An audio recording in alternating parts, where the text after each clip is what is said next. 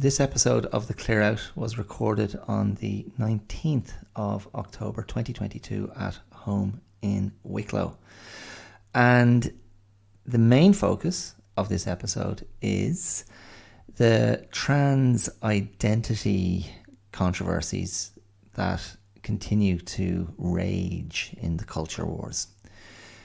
Now, if that sentence doesn't mean anything to you, maybe it will on the other side of listening to the episode. And this topic was suggested to me by a friend who, I won't give you a shout out now, friend, you know who you are, but I will give you a shout out later on in the episode. You'll hear your name being mentioned and you'll have that little frisson of being named in a public domain. But it was suggested by a friend of mine. He wanted to know my thoughts on this controversy that broke out just over a week ago, really, around Graham Norton's comments at a literature festival about cancel culture, and somehow J.K. Rowling got implicated, and Billy Bragg, the English songwriter, threw in his tuppence worth in support of Graham Norton, and everything exploded. And I thought, yeah, that's actually a really interesting topic to get into. So that's a huge part of this episode, which starts about 30 minutes in. Prior to that, I have thoughts on just some strange encounters that happen to me when I go swimming. I share a few of those.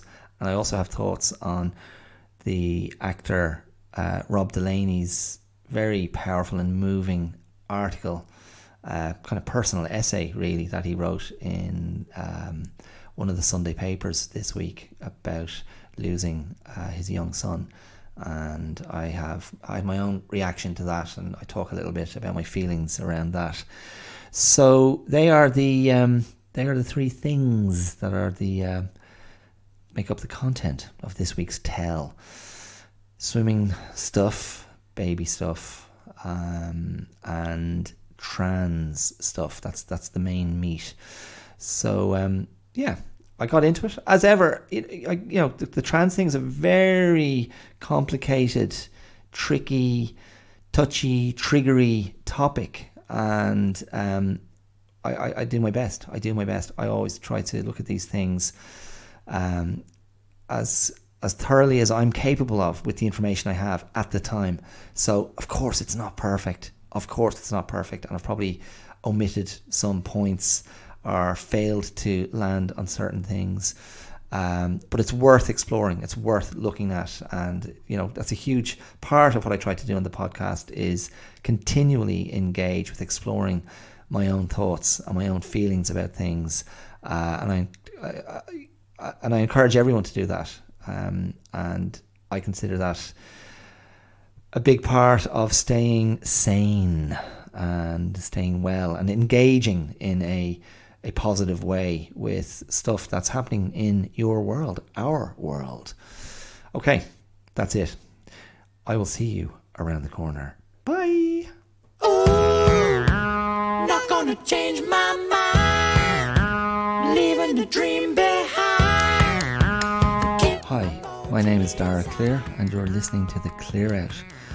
Welcome to this moment. Welcome to this day. How are you travelling, as they say in Australia? How are you moving through life this week?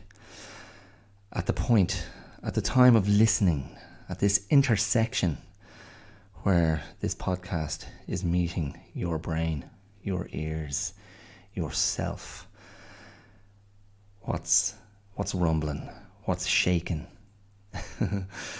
It's I feel compelled to comment on the weather. That's becoming a bit of a mundane theme of the weekly tell. It's a very damp day. That's an understatement. It's the rain has actually eased off. It's just a cliche of Irish weather. Yeah, it's that's not too bad. It was absolutely pounding down earlier this morning, and now it's backed off to just a steady drop. But the autumnal leaves are they're not quite in their full glory yet, but they're having a nice flex. It's very pretty, I have to say. It's very pretty, and I love being indoors in a nice place when it's raining. So thank goodness I have a nice place to be in. Yeah, so there you go. So I better get straight into it. I'm on the clock. I have a little window to record, and then stuff to do, things to do, a class to teach, hair to be cut, and so on and so forth. Social media stuff to do. Got to do some videos to promote me stuff. I need to mention my self-defense course again. Anyone who may be listening to this, who may be in the Wicklow area, even the South Dublin area, the Kildare area, the surrounding area, I will be commencing a short self-defense course next Tuesday, the 25th, at the Broca Centre in Lara, County Wicklow. 4 Tuesday nights in a row from 6:30 to 8:30, I will be teaching a course of my own design, holistic self-defense, where I will be addressing all aspects of self-defense, not just physical encounters, not just being physically attacked, but trying to take in the psychological and the emotional realms, also trying to take on the internal landscape, trying to take on how we battle ourselves. And there's a question: shouldn't we protect ourselves from ourselves? Isn't that a thing that should be prioritized? That certainly should be a part of anybody's wellness program or their wellness regime.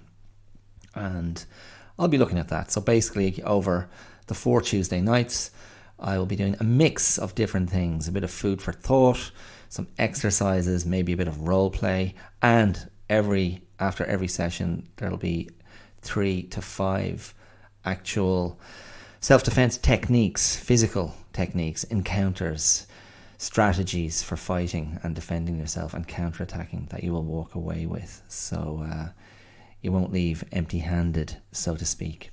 So if that sounds like it's something you're interested in, please do come along. And you can find that information on the Clear Out podcast on Facebook, the Clear Out podcast on Instagram as well. Holistic self-defense. I'll be putting up a bit more about that on social media this week. In fact, yeah. I may include some more of that with whatever I do to promote this particular episode as well. Okay, so that's that. That's the housekeeping, as some podcasters like to refer to that kind of stuff. That's a Sam Harris phrase. The controversial, the divisive Sam Harris. No, that's just some housekeeping. So today I'm talking to a white man from academia. I shouldn't poke fun. I've listened to a lot of Sam Harris, and I've enjoyed an awful lot of his interviews and thoughts in different areas. Controversial because you can't like anyone who divides people. That's just not allowed anymore. And that is an area I'm going to get into today, in the area of trans identity, gender identity, gender orientation, and the controversies that continue to rage around what that is, what that represents, what community should speak for whom, who should be allowed to have a voice, who shouldn't. I mean, and again, I'm not saying who shouldn't, but I'm saying that they seem to be the terms of engagement, the terms of conflict. But yeah, I'm gonna come back to that in due course. But first, a couple of other things. I started this morning with a little cry, just like I keep threatening to do an episode on those movies I referred to a couple of episodes ago, Broadcast News and Working Girl, and what was the third one? There was a third one in the mix. Oh, The Big Chill. Such white movies, but 3 very entertaining movies in their own right. But if you have ever seen Broadcast News, which came out in 1987, sort of a media drama, comedy, satire, very, very, very, very entertaining. Holly Hunter as the news producer for a news network, and her kind of love triangle with William Hurt and Albert Brooks. But one of the running jokes in the movie is Holly Hunter's character sitting down for a big sob every morning before getting on with the task at hand. So that was me this morning, but not in the Holly Hunter way. I picked up a couple of Sunday paper magazines from a friend, and on the cover of this week's Sunday Times magazine is a photograph of a man up to his neck in water. And yeah, his chin is literally sitting in the water. It's obviously out somewhere in nature. It's daytime, and the full reflection of his face is reflected in the water on the cover. It's a very striking image. And it is the actor, comedian, writer Rob Delaney, who is American as far as I remember. He's not Canadian, is he? Rob Delaney was the co-creator of a very popular TV show called Catastrophe, which he co-wrote and starred in with the Irish actor, writer, comedian Sharon Horgan. And it's a really, really good show. I think I've spoken about it before. I feel it's one of it. I don't think anything has ever really captured a contemporary Irish voice so successfully as Sharon Horgan's character in that. And she, and as I say, they co-wrote it. But while he was doing that series, Rob Delaney suffered great personal loss when his 2-year-old son died. He had been diagnosed with a brain tumour, and died after a lot of treatment. And the hope was he'd gone into remission, but the cancer came back. And I found Rob Delaney's character in Catastrophe very charming. I enjoyed his acting. I liked his persona, and I think I've seen him do a tiny bit of stand-up as well. I thought he seems like a good guy. And I'd heard that story that he'd lost a child, and so I wanted to read the article. And basically, it's a grief essay, a grief testimonial, and he tells the story of the journey of finding out that his son was sick, and having brain surgery, and sadly it ultimately not being successful, and the return of the cancer and his son's death. And it's just an incredibly honest and personal testimony, and I found it very, very moving. I was kind of laughing. So I was looking down at the magazine. I was reading it at the kitchen table, and just seeing my tears hit my glasses and streak down the inside of my glasses. And I was just reflecting to myself that I don't know if I would have reacted in the same way before I'd become a parent, because in many ways I was an absolute cliche prior to becoming a parent. Now, I always liked kids, and I was happy to be godfather to some very important children in my life, and I always had a great rapport with children. But babies, before I became a parent, I was kind of indifferent to babies. I was just like, yeah, grand. It's a baby. And I just looked at babies and thought they were all completely interchangeable, totally indistinct from one another. And then when I became a parent, I was amazed at how, with each passing day, when my daughter was merely weeks old, I just thought she was like a revelation of vibrant personality and distinctiveness. And maybe that's just biology. Maybe that's just programming to make sure you're drawn to your own child. They say that when babies are born, that they always look like their fathers initially, and that's so the father doesn't kill the baby under the assumption that someone else has fathered it. Is that true? Is that just something apocryphal? I don't know. But everyone told me that my daughter looked very much like me.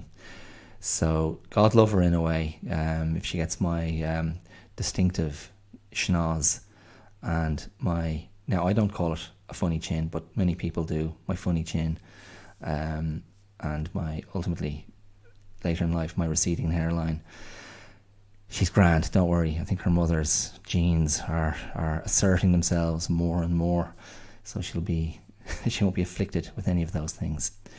But anyway, back to Rob Delaney's piece, his essay, I recommend reading it. I just think it's a great piece of writing.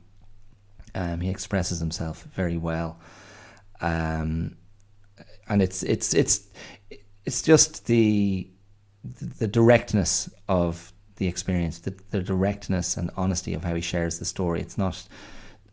I'm not saying particularly that the prose is so wonderful, but it's just, why would he waste time trying to put something particularly eloquently? I'm getting off the point. That's a non-point. It's a really powerful piece, and it did remind me of my fears of around my daughter's kind of journey to the world when my wife was pregnant with her, and flags were raised that the pregnancy could be problematic. Flags were raised that our daughter might not come out, might have some conditions. I mean, again, I like the language around this. I always hesitate when I think I'm about to say something that could be completely crude and offensive. But there were moments in the pregnancy where, it was just these alarming scares, I suppose is a way to put it. And I remember at one point going to some sort of specialist clinic to get a scan, and the people there did nothing to allay our concerns, and then while they left us to digest certain implications of a less than successful full-term pregnancy or whatever, or genealogical deviations, or they left us to have a think, but gave us a little flyer brochure. And then in that moment I realized, this isn't actually a medical facility or a health facility. This is a shop, and what they're selling is services, and they want you to be scared, and they want you to freak out, and they want you to say, oh yes, please, let's have that test, and that test could pose a serious health threat to our unborn baby, but it will allay our fears, and then we can proceed knowing that all will be well. But and I just thought, this is so screwed and so messed up. And unfortunately, the pregnancy wasn't straightforward or easy. It was difficult, and it was a very tough time for my wife. And then late in the pregnancy, there was a threat to both our daughter's life in the womb and my wife's life, and so she had to be delivered early, and that was all very very scary and challenging. But you do what you do. You kind of get on with it, and you yield to people who know better, who have the expertise to take control. And my wife and I think we're lucky in many ways that we were, that we agreed that we weren't going to have some hardcore locked in birth plan, but that we would move with events as they happened, because I think that would have just added to the challenging nature of how our daughter came into the world. If we'd been like, this isn't how it was supposed to be, I thought, whatever. I'm not going to. I shouldn't. I shouldn't try to mock other people's birth plans.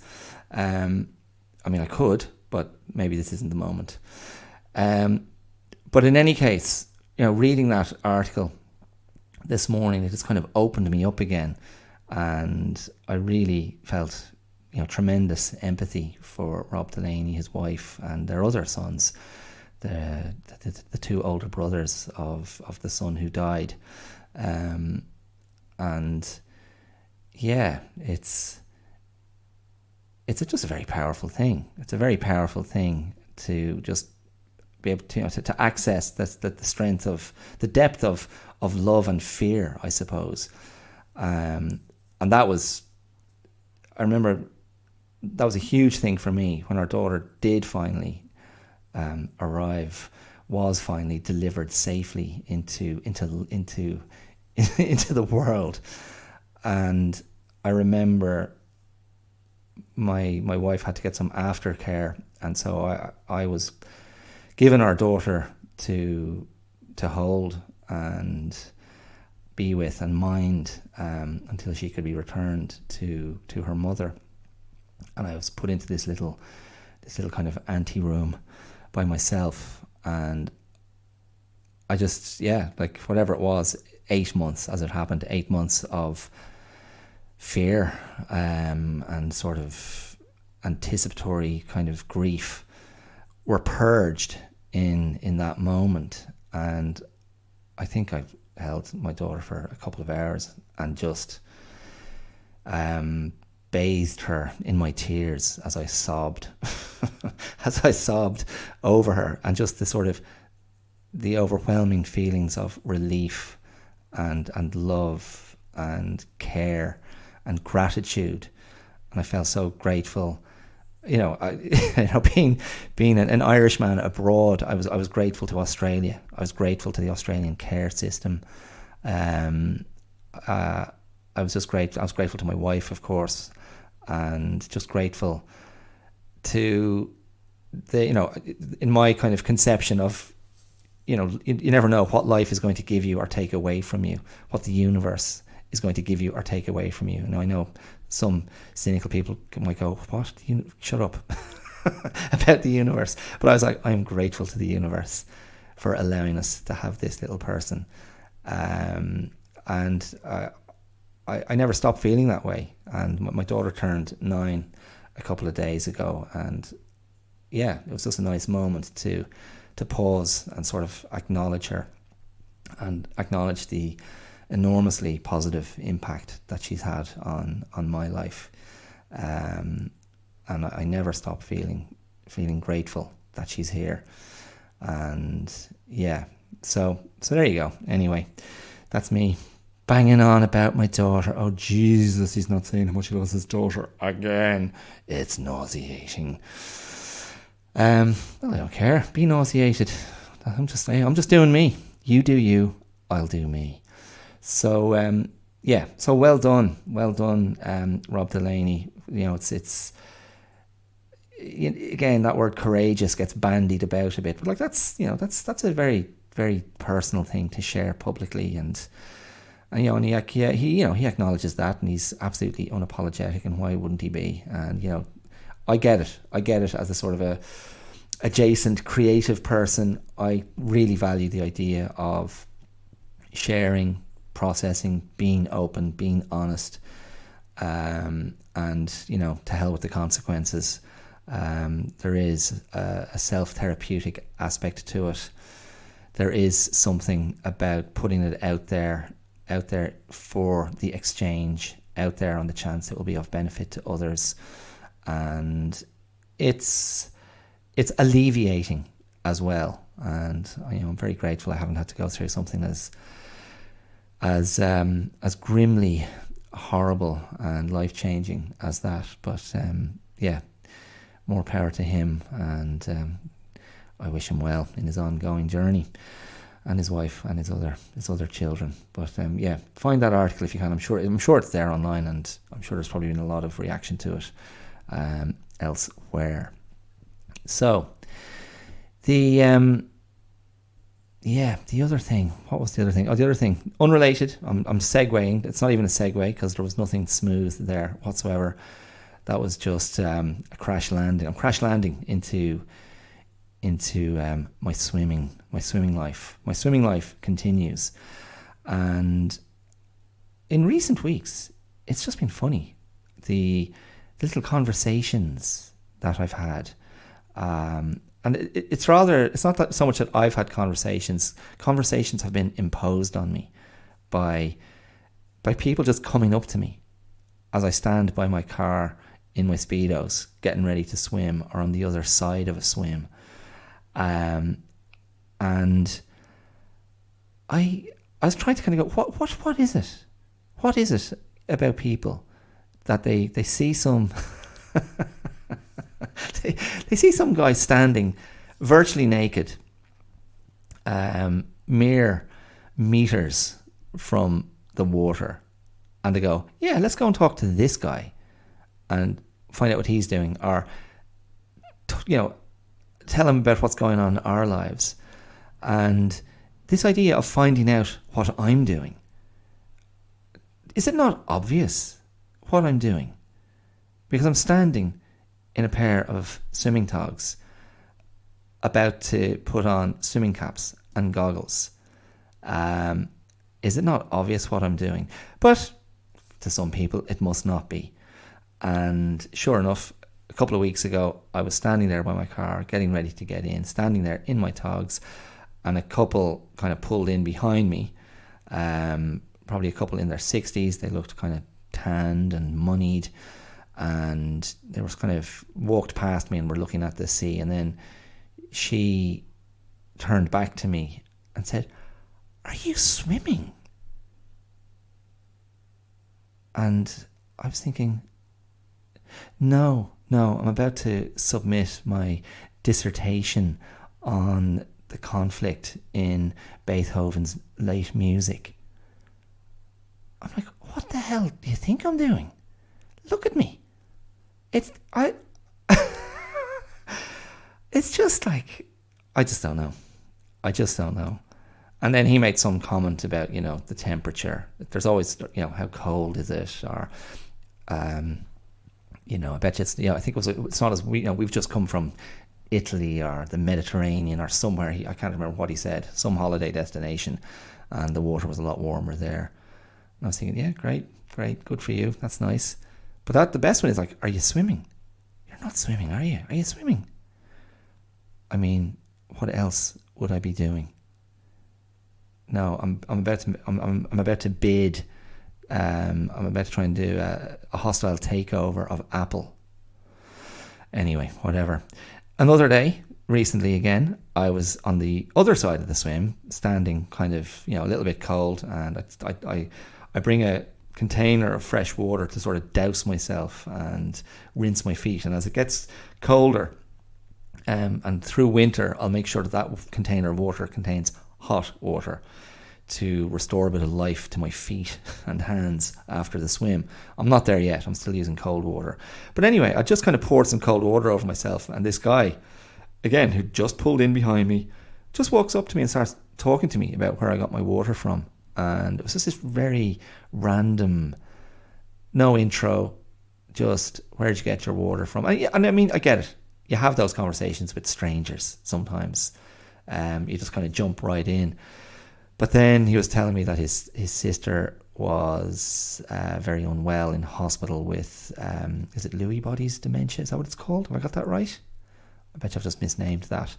And she was his twin, and he was talking about, his workplace situation and how he just had to leave his job after 6 weeks because he was working with vipers. And I don't think he was talking about actual snakes. I think that was a metaphor. And he just kept banging on relentlessly. And I just thought, what? Like, I'm not an unfriendly guy. But like, what the hell? And I mean, I relayed this to my wife when I got home and expressed my consternation and exacerbation. And she was like, the poor guy is probably, in grief or very stressed out. And she just took this completely sympathetic position for the other, this interloper. And I thought, well, my wife's a very nice person. I was also thinking, just let me vent. Just let me vent. Because my thing is, I just want to go and swim. I don't go down to the beach to meet people. I don't go down to, to apply the a stranger is just a friend I haven't met yet thesis. I go down to the beach to swim. And I want to leave after my swim. And it's completely selfish. It's completely selfish.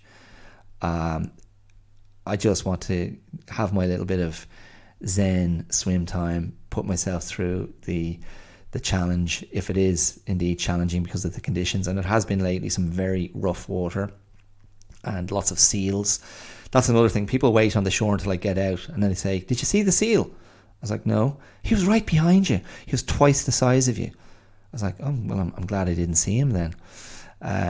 So there are a couple of cheeky or curious seals in the water. Or maybe they think maybe it's the other way around. Maybe they're going, I'm the cheeky one, jumping into their water. And they're like, do you know I just took a piss there? Look at that idiot. He's just swimming through my urine. He thinks he's been all healthy. These ridiculous humans. Yeah. And then yesterday I got talking to a guy who, to be fair, I'd had a brief chat with him the previous week. He'd been in swimming the same time as me. And he was driving quite a nice Saab. And he had a certain look, and I was kind of making assumptions about him as I checked him out from my car before I got out to get changed. And then we had a brief chat, and he was a very nice guy. And he arrived at the sea the same time as me yesterday after I'd finished working. And look, he may end up hearing this, and Grant, but we just had he just kind of launched a load of stuff at me. He's trying to develop his own wellness app. He's a musician. He's worked in education. He went to Maynooth University several years before me, and I think he was just quite excited to meet someone who kind of got his thing and what he was trying to do. So and I had to say, listen, man, I'm on the clock. I've got to go. I've got to swim. But we exchanged details. So you never know. Something may come from that. So it's not all loonies. But the point I was going to make previously about the other just people jumping in on you, I guess part of their thinking is because there's often that conversation about, you're mad. I can't believe you're getting in that water. And it is starting to get a little bit cold here. We're well into we're on the far side of mid-October. We're definitely heading for the colder months of the year. So you often get that kind of cliche, oh, you're mad. And I think on some level maybe people go, oh, this guy's obviously an idiot. This guy's obviously unhinged. He's obviously some kind of moron. So I can just go and babble my stuff at him and it won't make a difference to him. I think that must be the logic. I think it must be the logic. But sure, I suppose, whatever. Maybe I need a sign that goes, I know I look like an idiot, but I'm not one. Although maybe I should refer you to, I can't remember if it was episode 2 or episode 3, where I posed the question, am I a clown or an idiot or both? Who knows? Anyway, they are the swimming encounters I have. Oh, it was an Icelandic couple yesterday. That's the other question people go. The questions are usually how often do you swim, how long do you swim for, and what's the temperature. And so there was a couple there with not amazing English yesterday, and it was kind of that nature. Oh, what's the temperature? And I said, oh, it's not too bad. It's 14 degrees. I said it's 14 degrees, and I checked later, and it's exactly 14 degrees yesterday in the water, which is it's comfortable. It's absolutely fine. And then they're like, how long? And I said, oh, I swim all year round. And they go, no, now. And I said, oh, well, I was only in for about 10 minutes. And they say, and then she said, in Finland we cut a hole in the ice and get in. I said, yeah, that's proper cut. She said, only 30 seconds. I said, still good, isn't it? So I gave them a pass because they know what cold water is. And they went on their merry way. Anyway, there you go. Okay, so now what I want to get into, I'm going to get into the weeds. I'm going to get into some sticky stuff. This is kind of this is a requested topic for the podcast, and I often say that, reach out if there's anything you'd like me to talk about. I'm very happy to have a look at it. So I've got a few Connors in my life, quite a few. Shouldn't surprise you. Nice Irish name, Connor.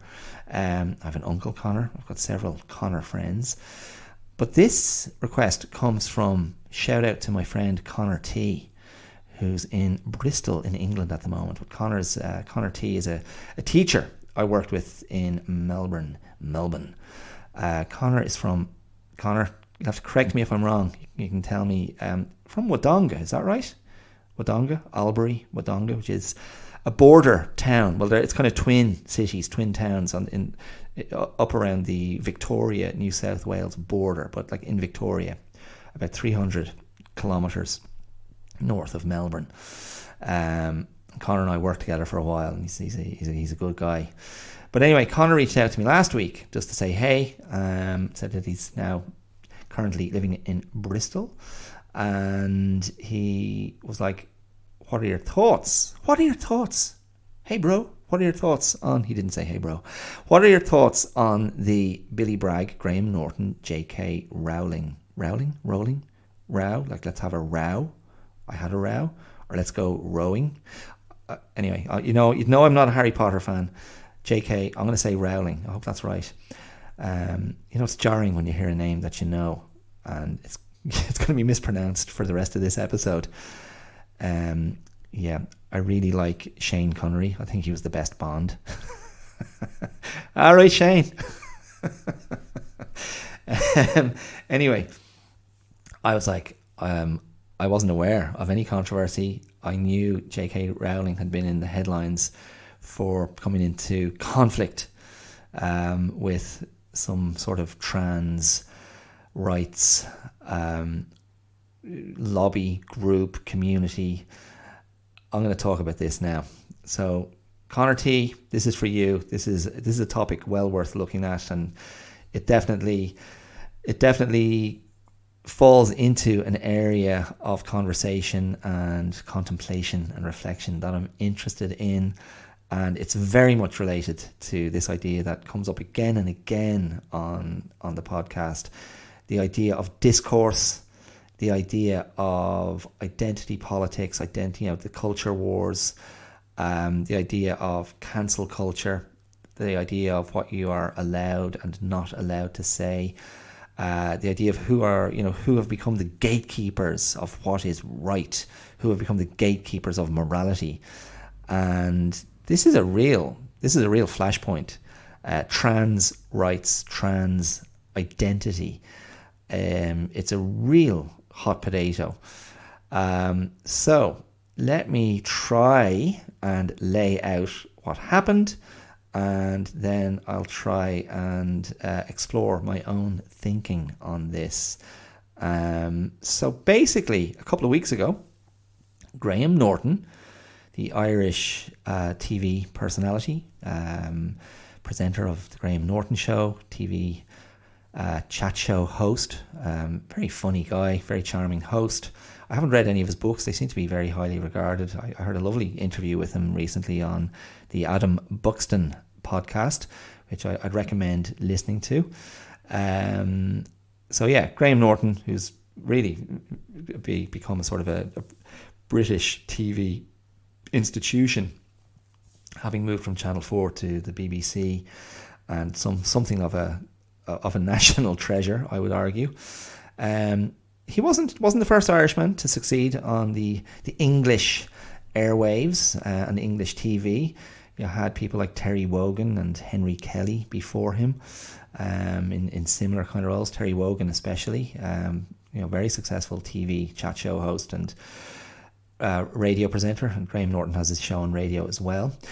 Anyway, Graham Norton was at the Cheltenham Literature Festival a couple of weeks ago, and he was being interviewed by Mariella Frostrup. And he was there, I guess, promoting his new book, the name of which I have forgotten. But she engaged him on this idea of cancel culture. And I think he was talking about, John Cleese was mentioned, because John Cleese, the former Monty Python, again, English actor, comedian, who is not a young man anymore. Surely he's well into his 70s, if he's not the other side of 80. I'm not sure. But he's not a young man, the Fawlty Towers legend. John Cleese was, in the media banging on about cancel culture, and he's moving to, is it GB News? I don't even know. I mean, this stuff is, sometimes the logistical parts of this aren't that interesting to me. But in any case, John Cleese, white straight man of a certain age, banging on about cancel culture, and it came up in conversation in this interview. And Graham Norton was kind of going, well, I don't know, is it cancel culture? And he did refer to, men of a certain demographic, certain age, suddenly being held accountable for the things they were saying. And Graham Norton's argument was it's not cancel culture, it's just accountability.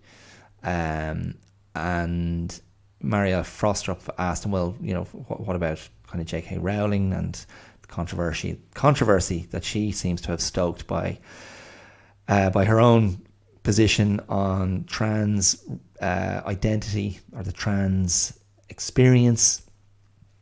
And Graham Norton just said, why, fundamentally, he said, why are people asking celebrities, what they think? I mean, if you want to know about transgender issues or the transgender experience, talk to trans people, talk to, people who are going through that experience, talk to their parents, talk to medical experts. And he said, he was saying, what kind of celebrity contribute to this? And he was fundamentally saying that, this idea of constantly sound biting and sound grabbing celebrities and their thoughts on, the hot topics of the day, he's saying this contributes so little to the conversation. He said occasionally, maybe, something you say might strike the nail on the head and be the right thing. There might be a nice, coincidence of events and timing where what you're saying does contribute to something useful, but otherwise, no. And that was it. It just seemed, again, to my mind, it seemed very reasonable. And there just seemed to be no issue with that. I certainly had no issue with it at all. I thought, yeah, that's sure. Just thoughtful, considered, sensible, without being particularly provocative or iconoclastic, without a trace of that, actually. And I think a day later, Billy Bragg, the English singer-songwriter, Billy Bragg came up a few episodes ago, didn't he? Didn't I give Billy Bragg a mention in the episode I did on the death of the Queen of England? Because Billy Bragg was one of those. He's always been a sort of to my mind, a kind of a socialist. I don't know if this is wrong, but sort of a socialist-minded, political, thoughtful songwriter who, occupies a particular place in the canon of English music. He's certainly not just writing pop songs. But always someone you think, that guy, I always felt Billy Bragg is a very credible artist, and how he kind of commentates through his art and his creative output. And I feel like I always kind of liked where he was coming from politically. So, Billy Bragg came out and said, yeah, that's really cool. Well done, Graham Norton. It was a tweet kind of going, yeah, really nice sensible. Nice to hear someone kind of putting it that way. Grand. Again, very innocuous, I thought. But what happened next was J.K. Rowling, choose your pronunciation, Rowling. J.K. Rowling basically had a go at Billy Bragg for applauding Graham Norton and fundamentally accused Billy Bragg and Graham Norton kind of throwing their lot in with people who make rape threats and death threats, and said how nice to kind of hear from another bearded man on what a woman is and how a woman should be defined.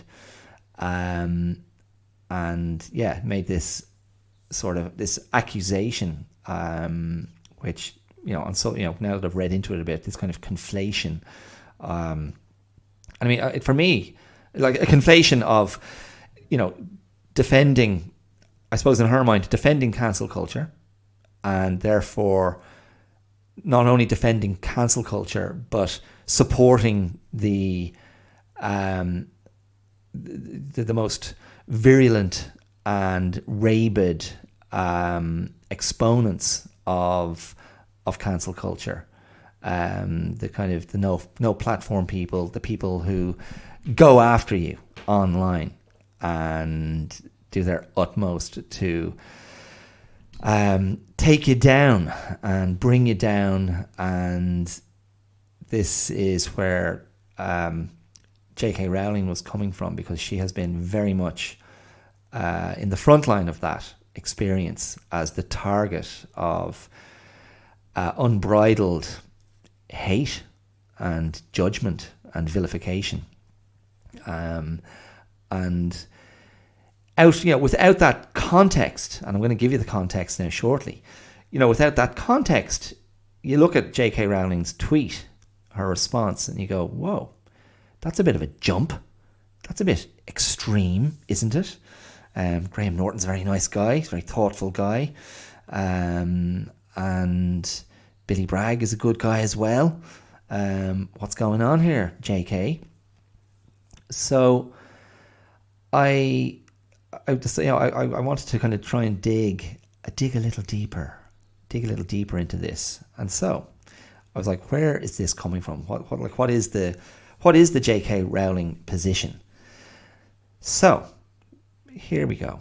J.K. Rowling in June 2020, on her own website, jkrowling.com, wrote her own sort of personal testimony, presented her own explanation of why she had a certain position on the language being used around trans identity, and how that language was coming into conflict with how a woman was defined. And this is a conversation about sex, not the having of it, but sex as your identity, and gender. Now, she was using the word sex to refer to whether you're either male or female. Now, I get a bit, people seem to use the two words interchangeably, and I'm not sure how accurate that is. And I do. This just seems to be a very, when you go kind of below the surface, and when you go into sort of, the microscopic detail of genes and chromosomes, it can actually get quite muddy and confusing about what are the determining factors and the determining points of identification of gender, of one's sex. And I mean, I think it was one of my cousins. Hi, Emma, if you're listening, if you ever listen, I've no idea. Who shared something on social media. I referred to this in a previous conversation, so I've obviously hit on this topic before.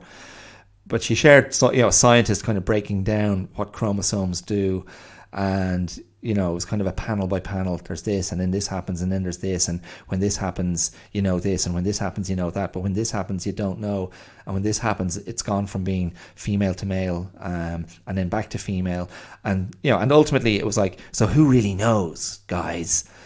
But now they weren't advocating anything, that they didn't have an agenda other than to say, even the science, when you break it down to empirical, scientifically verifiable facts, there can still be an area of interpretation and ambiguity. So it's slippery.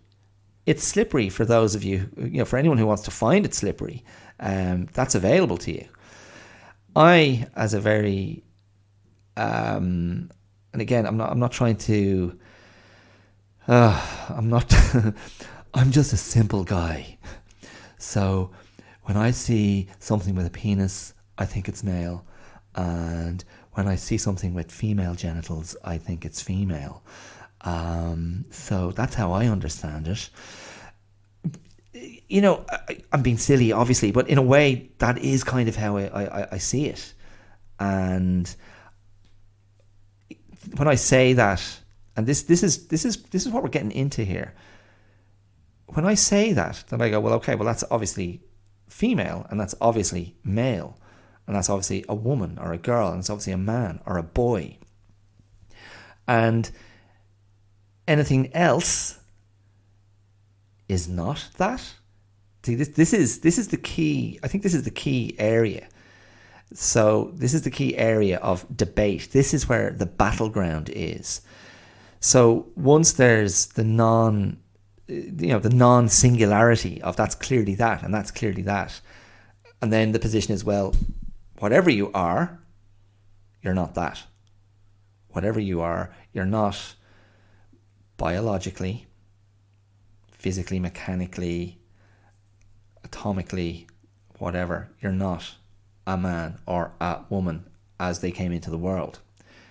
Now, that I'm saying that in the safety of my #blessed studio, without an audience, without representatives of particular groups, communities, lobbies, whatever, platforms.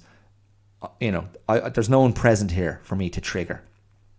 And that is as clear as I could, reduce the area of debate. That's how much I can reduce it and go, well, that seems to be fundamentally the issue. And just to further clarify, in case you're going, I still don't get what the issue is. The issue is the grouping that I referred to, this large grouping of, well, whatever you are, you're not that clearly identifiable woman, that clearly identifiable man based on biology and anatomy and genetic makeup. Then that group, their assertion, many people in this other group, and that's a key word, again, another key culture war, identity politics word, the othering. Don't other me. Those people are going, I am a woman, I am a man. And these might be people who have gender dysmorphia? Is that one of the terms that's used? I guess, which is a conviction. And a conviction, again, that makes it sound like, oh, it's just what they believe. But whatever, it's, again, I'm very big on, I can't speak for someone's subjective experience. And that's, it's just fundamentally wrong. I spoke about this, I think, in last week's episode. I mentioned this. I can't speak for somebody else's interiority. I have no idea what anyone else is going through. And the area we get into is, and this is where J.K. Rowling has come into conflict with these various groups, people, whatever. Fundamentally, her position is that of kind of, hold on a second. And she hasn't, I feel, I haven't followed her social media. And Twitter is a very unnuanced, unsophisticated platform that doesn't allow for grey areas or nuance. You've got your word limit, your character limit. There's only so much you can say without making it, a thread or a connected tweet, and it's high risk. It's high risk wading into any discourse of significance on Twitter, and arguably on any social media platform. And this is a huge part of the problem that we have in the world at the moment, around many areas of discourse where so much is played out in short form, highly emotional, trolling opinion platforms. And I guess some people are happy to live their lives there and happy that that's where their voice will be heard. But it's, as I say, it's high risk. It's very volatile. I find it completely untrustworthy and unreliable. And Twitter is particularly egregious in whatever way its algorithms work. I just find anytime like a Twitter headline pops up on my phone, there's something provocative about it. There's something unsettling. It's always something with a barb. It's always something with a hook or a spike in it, designed to get a reaction. So I find I just go whoop, I just wipe it off my phone. I'm like, nah, I don't need to read that. It's highly unlikely I need to read that. But J.K. Rowling, her position was the language that was being used around what a woman is or isn't, and the language that was being used to distinguish a biologically born woman and someone who is transitioning or wanted to transition, or trans woman, trans man. The language that was being used, you'd have terms, the two terms that she mentions in her own piece on her own website were people who menstruate. So menstruators, people with vulvas. And she was going, what, like this language, I'm paraphrasing, but I could see her position was, this language is insane. I'm a woman. I was born a woman. I'm a biological woman. And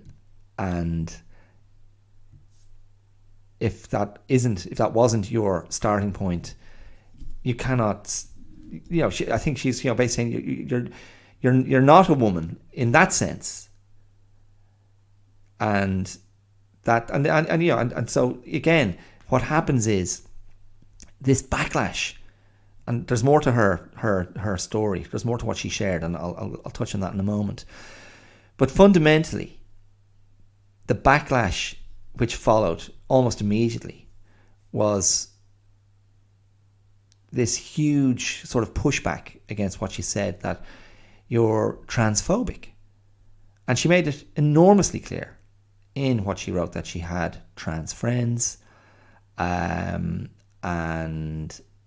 was very close to some transgender people, that she was she was very much informed about that experience, albeit secondhand, and there was no question of it being a sort of a transphobic, othering kind of position. But she became victim to, I guess, the limitation of the discourse and the trend, this trend that has been prevalent for the last few years of prioritizing the subjective experience over the objective experience. And suddenly she was being accused of hating trans people and negating trans people and othering trans people. And it has become a hugely divisive issue and position. And she is not the only one who has been through this experience, J.K. Rowling. I mean, I read what she wrote and I just thought, again, she's been completely transparent here. She's not hiding anything. She expressed a lot of genuine concerns about the sort of acceleration of validating. I'm hesitating around my own language now, not for fear of offending, but just trying to be accurate.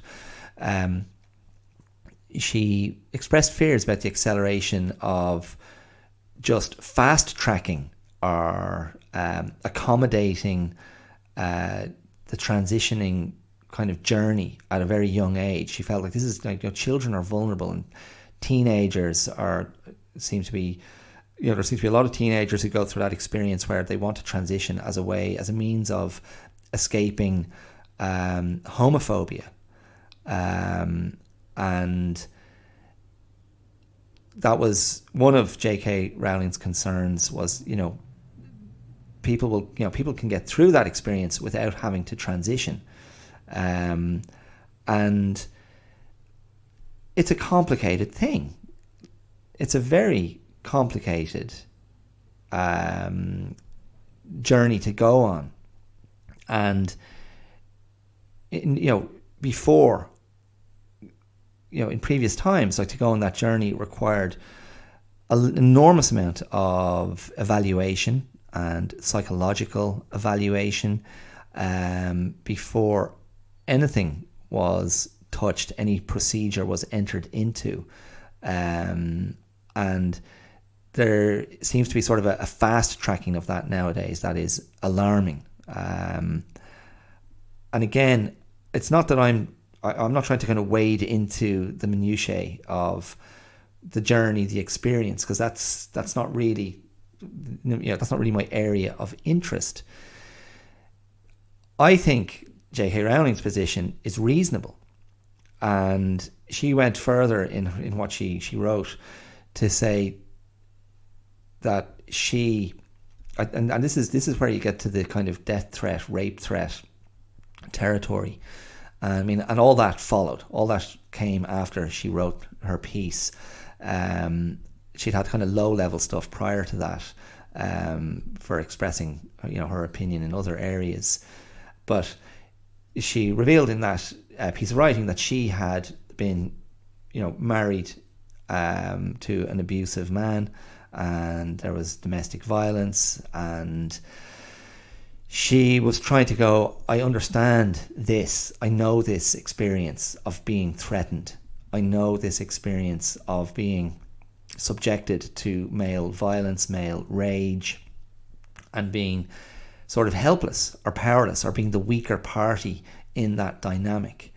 And she was trying to contextualize that and say there's a piece of legislation that was about to be brought in, I think, was it in Scotland perhaps, where all a man had to do to be legally recognised as a woman, it was to say, basically to declare, I think I'm a woman, I feel like I'm a woman, and that would be sufficient to be given a piece of, I don't know if you'd get an identity card, but then that man would be free to enter female spaces, female bathrooms, female changing rooms, and J.K. Rowling was going, I don't think so. And it was coming from her position of, I don't feel safe with that idea. I feel threatened by that. And again, I don't mind. I think that's a conversation that is not invalid. I think, and again, this is what we're picking up on here, is like the discourse. So, I mean, what I would recommend is go and read her piece and see what you think. And I have a lot of sympathy for that position of, that's fine. You are a man or a young, whatever, a boy, an adolescent boy, and you go, I don't feel like I should be in this body. I feel like I should be in a female body, and I'm going to transition, and then I will be a girl. I will be a woman. And if I met that person, I'm like, yeah, okay, live your life. Go for it. good luck. It's, it can't be easy, and it's going to be tough. Going through all of that, and hopefully you'll find inner peace, happiness. You'll feel resolute. You'll feel resolved, and life will continue. It doesn't change the fact that now you're a man. Now you're male, and you kind of can't be a woman in the biological sense. And that's why we have language, I guess, like trans man, trans woman. Now, I suppose ultimately the goal is, if you are someone who's transitioned, is you just want to, I think the phrase is, you want to pass. You want to be out in society and pass as the gender you've transitioned to. And ultimately that's the successful end point. And I celebrate that. I'd be like, brilliant. And now you can get on with your life and be a whole person. And I don't think to say, if that person says, I'm a woman, I go, great, you're a woman. I accept that. And, part of my brain will go, but you weren't a woman at the beginning. And I don't think that makes me transphobic. I just think that's a fact. And that doesn't make me think less of that person who transitioned. I applaud anyone who takes steps to transform themselves. I applaud anyone who takes steps to make themselves happier and improve their experience. I applaud anyone who takes control of their identity in pursuit of a better life. That's central to convictions that I have around wellness. So ultimately, when I look at this topic, I kind of step back and I go, oh my goodness, the discourse is appalling. And it was notable when J.K. Rowling published that piece that many of the younger members of the Harry Potter cast immediately distanced themselves from her and condemned in different terms her language, and condemned her sort of transphobia. And another actor from the Harry Potter movies, Robbie Coltrane, the Scottish actor, who was in the TV series Cracker, another funny man. He played Hagrid in Harry Potter, and he just passed away, incidentally. But Robbie Coltrane was like, yeah, I don't see anything offensive in what she's written. It all seems very reasonable. So there might be like, there's a generational thing here at play as well, where I guess younger people, younger adults are, I don't know. I mean, to be sort of dismissive or mean or snarky, you could say it feels like younger people aren't thinking about things enough. They're not being thoughtful enough. They're not being reflective enough. That's one way to look at it. But, you can look at it another way, in a more positive light, and go, no, young people are really quick to defend anyone who they think is being othered, or excluded, or not being made feel part of things, and be who you are, say who you are. It's all good. We validate everything. There's a great sort of inclusivity, and this kind of inclusivity sort of impulse, and there's something protective, and wonderfully, and I mean this sincerely, truly accepting in that, and that's all good. I mean, it really is. I mean, my problem is when someone is expressing a very thoughtful, experience-based opinion and position, as J.K. Rowling did, that is unheard. That is not being parsed accurately, as far as I can tell. And that person then just gets metaphorically murdered. The term that J.K. Rowling has been labelled with is she's apparently she's a TERF. This is, so again, lovely. There's great etymology. TERF is an acronym for trans exclusionary radical feminist. So you're excluding trans people. So you're a feminist, a radical feminist, who doesn't want trans women to be included in the feminist, under the feminist umbrella. That is, again, I mean, I don't necessarily, I certainly don't think J.K. Rowling believes that's what she is, and I think her points are absolutely valid, and she's presented them really articulately. But if you go back to the tweet that she responded to Graham Norton's comments with, and specifically Billy Bragg's response to Graham Norton's comments, that tweet of hers was, I don't think it did her much justice. I don't think the tweet was a credit to her. But again, we're talking about Twitter. So her kind of going, oh, marvellous. Graham Norton's kind of going, there is no cancel culture. It's not cancel culture. It's accountability. And therefore, Graham Norton is saying that J.K. Rowling, that there's nothing wrong with what's happened to me, that I'm just being held accountable.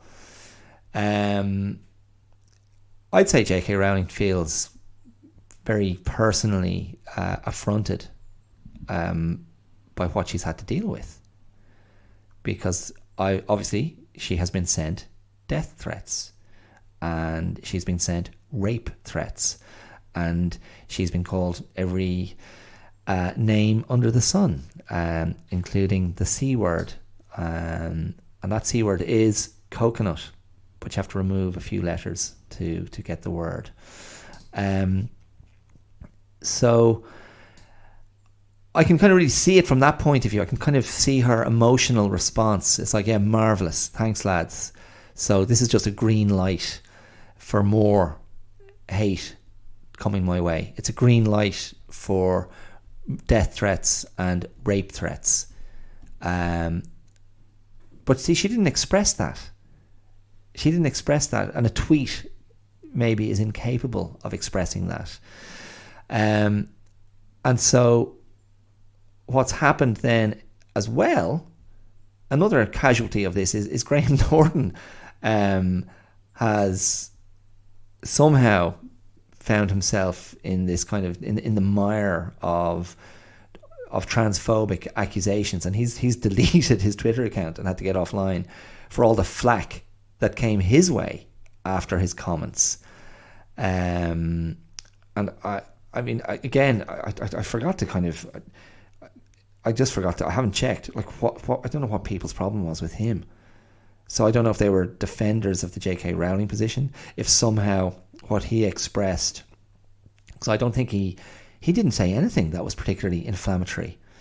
And I just go, this is the madness. This is the madness of the age we're living in. I worked on a play. I acted in a play in 2016 in Sydney.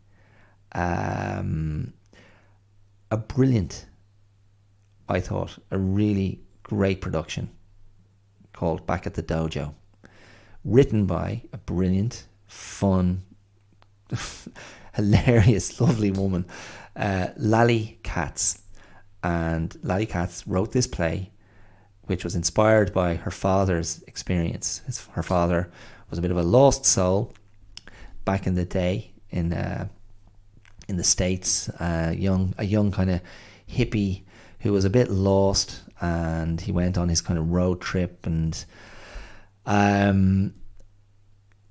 basically came back home and found personal meaning, purpose and validation through karate, in a kind of a tough karate dojo in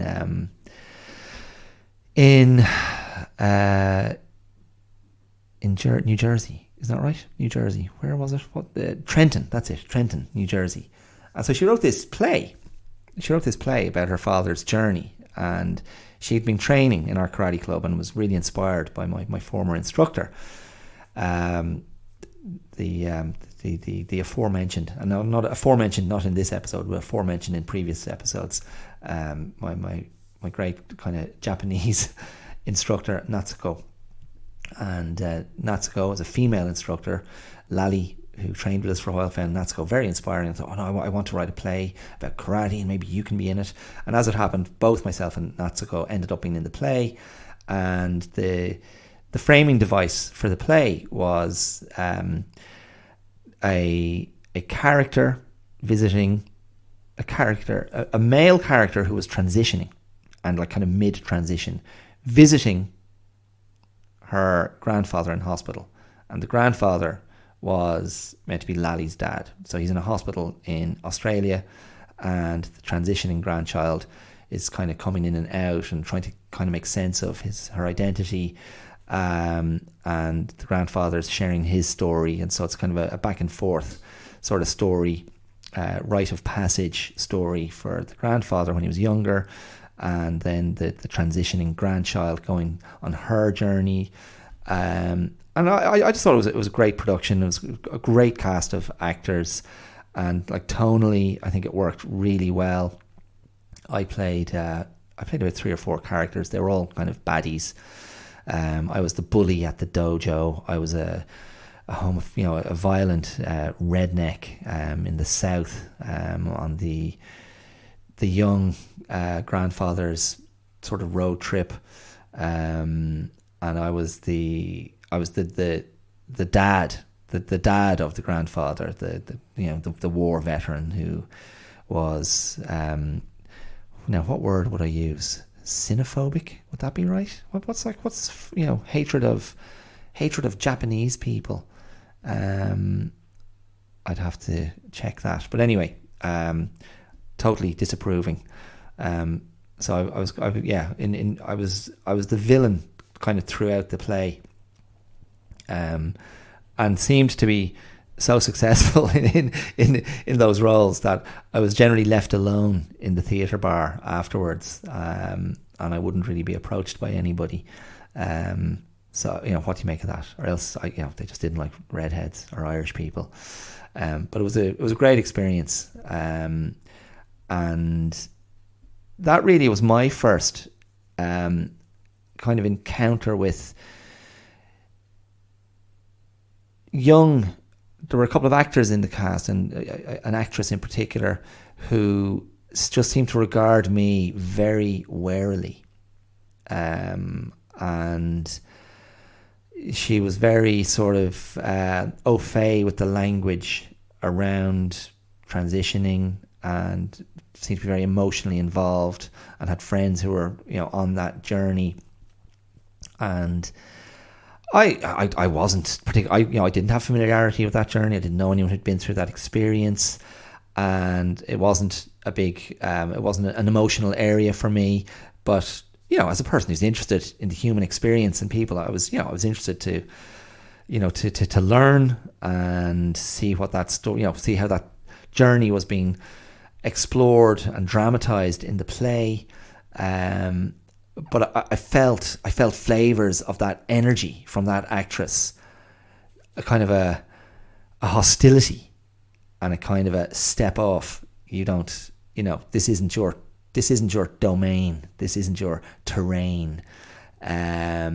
So it was an interesting kind of dynamic to negotiate in rehearsals and through the production, and one which remained unresolved. And there was no, there were no obvious. I mean, there were 1 or 2 little flashpoints here or there, but nothing. Again, I would say nothing that was explicitly connected to that conversation. But again, there was, like, as I say, there was an energy of extreme judgment and intolerance and dismissiveness. And I feel that that's the wave you come up against if you're a person who questions this orthodoxy of thought, this orthodoxy of thinking, around some of these hot potato identity issues that are part of the discourse now at this stage of the 21st century. And it's really concerning, because there's and again, I'm repeating stuff I've said before on the podcast, there is a grotesque poverty of explanation, a grotesque poverty of listening, a grotesque poverty of understanding, a grotesque poverty of being able to accommodate an opinion that doesn't perfectly align with yours. And it's so destructive. And it's so infantile and wrong-headed and kind of impossible to deal with. And just as another point of reference, and I'm going to attach links in the description of this episode, so you can just have access to some of this material to help, if you're interested and want to kind of go, oh, okay, that's what people are talking about. I will include the J.K. Rowling piece. I will also include an article from glamour.com, which was published less than a week ago, which directly is kind of doing what I'm doing. It directly addressed, kind of what's the controversy around what J.K. Rowling said. And it refers to the piece that she wrote on her website, and it refers to the Graham Norton stuff. And, it's a nice kind of reference piece to read in tandem with the J.K. Rowling piece. And I'll also include what I think is a brilliant article by the former Guardian journalist Suzanne Moore. Suzanne Moore was a long-term Guardian columnist, journalist, who in November 2020 wrote a piece saying why I was hounded out of the Guardian, fundamentally. And it's a brilliant piece that you should read. And she published that on unheard.com. Now that's unheard, unheard.com. And again, I'll put the link in the description of the episode. But she basically was identifying this trend when anytime she tried to express an opinion that ran contrary to the received pro-trans positions, her editors would just gently kind of take it out of her article, and they go, oh yeah, that doesn't really help the article, and kind of euphemistically kind of cutting her out of her own articles and removing that opinion from articles she was trying to write. And ultimately, again, read the article and see what you think. But my impression, I didn't reread it. I read it a couple of years ago. Another one of my uncles actually sent it to me. Thanks, Brian. I don't think you listen to this either. But fundamentally, she was sort of ostracized and kind of vilified within The Guardian. And, The Guardian is often still my kind of default newspaper app that I go to, even though it is appallingly extreme in its woke kind of left liberal positions that, again, are just lacking nuance, and they just seem to kind of validate everything. So I go, the average age of Guardian journalists must be people in their sort of mid to late 20s, because it's just an echo chamber. And they're all, again, like The Guardian has always had, in my opinion, a propensity for being very po-faced and on message. Before woke got appropriated by people involved in the culture wars. And I mean, I remember reading The Guardian in the 90s and kind of going, at the height of kind of New Labour and Blair and all of that stuff. And just kind of sometimes going, oh my goodness, does The Guardian ever not take the popular hip position on anything? And it's just that in extremis now. So you've got to be very, careful how you read things. And again, look at things with your own critical thinking and go, hold on a second, what is this?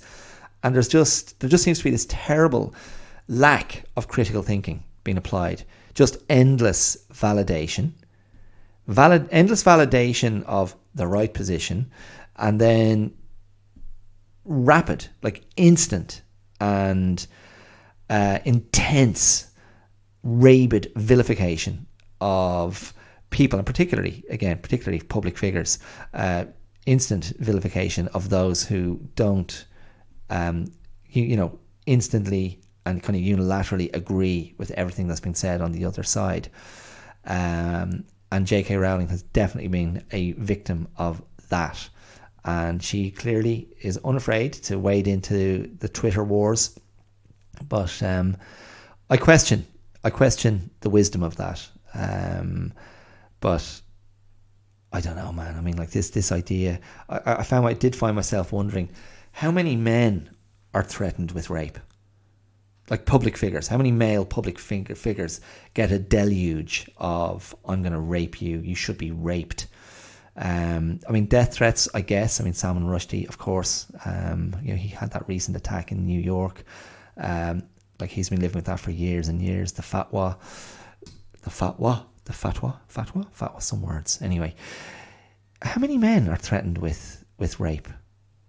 Public figures, or is it directed at the women in their lives? We're going to rape your wife, your children. Is that what people do? Again, there is something. I mean, and this goes back to the episode last week on Marilyn. This particular energy that is reserved for women, this particular energy that's reserved for women in the public eye, this particular energy that's reserved for successful women in the public eye, this particular energy that's reserved for outspoken, successful women in the public eye. There is just this boundless reserve of violent misogyny, I suppose. And I think sometimes I wonder, like, the people who are attacking J.K. Rowling, do they really care about the issues at hand? Really? Have they really explored their own thoughts? Or is she just an easy target? Is she just someone else they can just stick the boot into? Because that is definitely part of internet culture. It's definitely part of the kind of the dynamics of how people live online. And I think if there's men, I suppose, are mainly the culprits. But I think if previously, if you were a man of a certain thinking or a certain wiring or a certain insecurity, it wasn't so easy to express your fear. It wasn't so easy to express your resentment. It wasn't so easy to express your hate. And then somebody invented the internet. And suddenly you're able to just go for it in an unbridled way. And it's kind of gross and disgusting and cowardly. I use that word again. I was using that word a couple of weeks ago when I was talking about the events that have been playing out in Iran, and groups of men killing young women and attacking them and beating them and killing them. The cowardice of that, and the cowardice of being online and throwing hate at someone and threatening someone. And then you think, I mean, I said earlier, I'm not sure how J.K. Rowling, I question the wisdom of J.K. Rowling wading into these debates online. But then you think, yeah, why not? Why wouldn't she defend herself? Why wouldn't she get stuck in? Why should she just stay quiet and let the haters reign, I suppose? So, whatever. J.K. Rowling has agency. Is she a billionaire? I mean, I think I saw a tweet like that the other day. She was responding to someone that, you know, I think someone asked her how she sleeps at night, and she said, well, you know, my enormous wealth certainly helps. So, you know, I'm not trying to legislate for the right and wrong of how J.K. Rowling expresses herself, because what do I have to say about it? She you know, she can live her own life. And that's kind of, and in a way, I think that's part of her point. And in a way, you know, that was the point Graham Norton was making as well. Ironically, it's like, don't ask me. Don't ask, I'm not saying me, Dara, but, you know, as a celebrity, he's saying, don't ask me. Why should you get my opinion? Talk to the people who are going through it. And maybe that's, you know, someone could say, well, talk to J.K. Rowling about all the death threats and rape threats. Talk to her about her experience of domestic violence. Talk to her about how she still carries that trauma. Talk to her about that position of, and her understanding of what it is to be a woman in that situation. And let's stop, let's stop having this idea that if you don't completely agree with someone, that suddenly means you hate them. That suddenly means you're transphobic or homophobic, or you're a TERF, or you're a chauvinist, or you're racist, or you're whatever. This is so much the problem of how people are talking to each other, so much the problem of how discourse unfolds at the moment. And just take the responsibility on yourself to try and understand have a look at the issues. Don't look at the sound bites. Don't look at what people are saying. Go, well, what's the issue? And then ask yourself, well, what do I know about this? What do I feel about this? Am I sufficiently interested to get more information? Because then that will help me clarify my thinking. And then that's something I don't need to be stressed about or triggered by or anxious about. Or then I can decide, well, actually, I need to act on this, or I want to express something about this. I want to contribute. I want to go to war about this. Grand. But don't do it on the basis of a tweet. Don't do it on the basis of an interview. Get the information. And I don't know. It's there just needs to be more thought. There needs to be more consideration. There needs to be more back and forth. We need to be less threatened by the opinions of others. So what does this come back to? This comes back to resilience. It comes back to having the confidence in yourself to assert yourself in a way that isn't that isn't something that just kind of unleashes your hate, or your sense of indignation comes out that way. This goes back to another recent episode, the one I talked about a couple of weeks ago, the hateful power of hipsters, or today's letter is H. Who do you give power to? Who do you give power to? And I know there's an argument that goes, well, people who have a huge profile, what they say counts, what they say has a huge impact. But there's, I think there's also, particularly when it comes to celebrities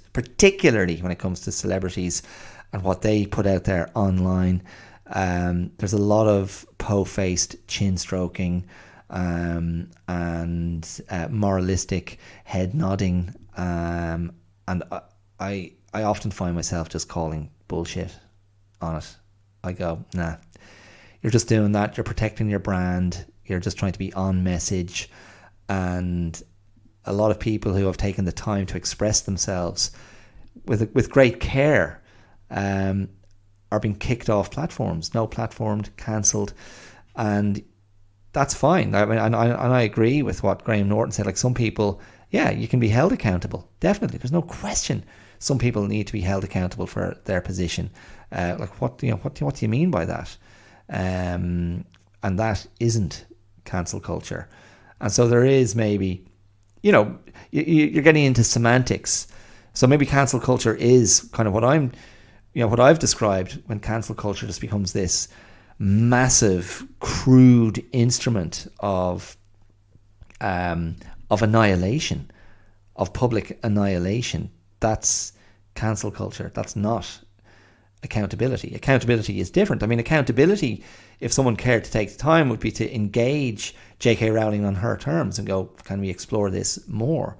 And I mean, this might be really naff, but to get comfortable with the idea of agreeing to disagree and getting on with your own life, is that not a possible strategy? Yeah. Okay. So I don't have I don't have an audience of any significance. So there's no fear whatsoever attached to this episode. I don't think anyone is going to be triggered by anything that I've said. Do you know what I was triggered by when I read J.K. Rowling's piece? She she used the abbreviation whore, several times in her piece. That's who are, people who are doing this, people who are saying that. But she abbreviated it to whore. WHO apostrophe RE. And I thought that is the most bizarre abbreviation to throw in. I thought, this woman can't really be a writer. And I was more triggered by that's what I was triggered by. I was going, JK, will you stop saying whore? And, whore in Ireland is a mispronunciation of whore, which is a prostitute, sex worker. And then we have a deliberate mispronunciation of that, whore, which can be used sort of affectionately.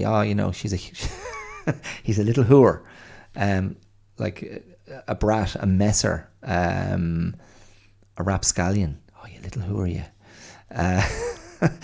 But whore as an abbreviation, oh my God, it looks terrible.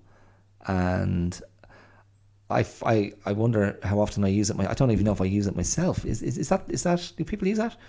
The people who are responsible. I feel they're separated. The people who are responsible. I'll find the people who are responsible. I don't know. Anyway, whatever. So that was my issue. I had an issue with whore. I didn't have an issue with anything else, and I've no issue with people who are transitioning or going through any sort of trans journey. I wish you well. I think it takes enormous courage and enormous resilience to go on that journey, and no one should be receiving hate for how they identify or what pronouns they would prefer to be referred to with or by. Let's really think about who should be getting who. Let's think about who should be receiving our anger, who should be receiving our judgment. Is it trans people? Is it super wealthy writers and creative people? Is it TV hosts? Is it songwriters? I mean, oh man, there's such confusion. There is such confusion out there. People are so confused.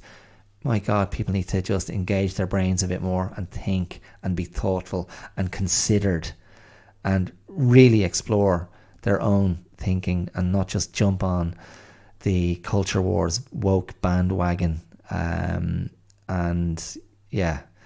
not try to take people down. So okay, let's that's maybe that's the message from today's podcast. Let's be more thoughtful. Work your own shit out and work your own ideas and thinking and convictions out before you get your knife out to stick it into somebody online. It's I just think that it's of so little value, to do that sort of stuff. I'm always kind of astonished when people wade in online. I go, really? You're putting that out there publicly? I don't know. Anyway, whatever. Maybe I'm old. I'm definitely older. I'm older now than when I started the podcast. Because it's long form. The long form tell. Okay, that's it. That's it for another week. Thank you so much for listening, if you did. Thanks, Connor T, for the shout out to me. It's not really a shout out if it's just a text between friends, is it? But thanks for suggesting this topic. It was great. I was really interested and I was delighted to get into it. I hope my my thoughts were clear on the clear out. you can, if you're interested, support this show, this production, this tell. You can support it using the supporter link, which should be there where you're listening. If it's not, I know the Patreon link is definitely there, patreon.com/The Clear Out, if you want to throw some financial heft behind this thing I do. And you can find the Clear Out podcast on social media, on YouTube, on Instagram, on Facebook. You can find the Clear Out too on Twitter. I will be there. And you can share the love, you can subscribe, follow, recommend. Do recommend it if you like what you hear. Leave a review if that's something you can do somewhere. You can do that on Apple Podcasts, I'm sure. Help me grow this little thing. Help me turn this acorn into a mighty oak. All right, listen, mind yourselves. Take care. Take care and stay out of the current of hate. Walk in peaceful streams. And I will talk to you real soon. Okay, all the best. Thanks for listening. Bye.